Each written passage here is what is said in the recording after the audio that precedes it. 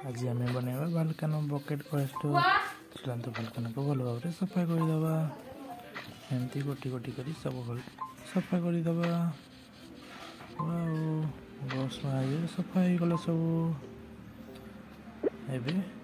चाकू साहाଯ୍य काटिदे एवं क्लिप साहाଯ୍य बरफ मांस को आनिक पकईदे बरफ पर एमती समस्त को काटिदे क्लिप साहाଯ୍य बाहर को आनी बाहर पकईवा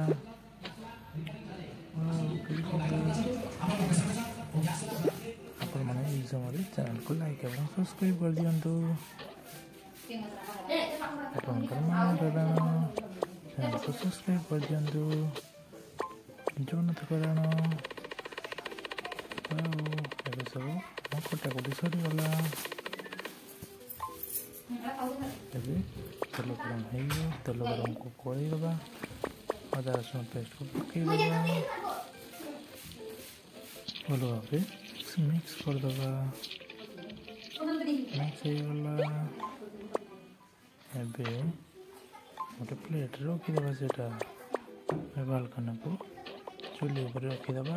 सबको सीझेदे किसी पेस्ट आम करते सेटा देदे कि लंका देदे किसी पियाज पत्र देदे भल भाव से आनी पकईवा हो गला बाल्कानो पेस्ट। थैंक यू चैनल को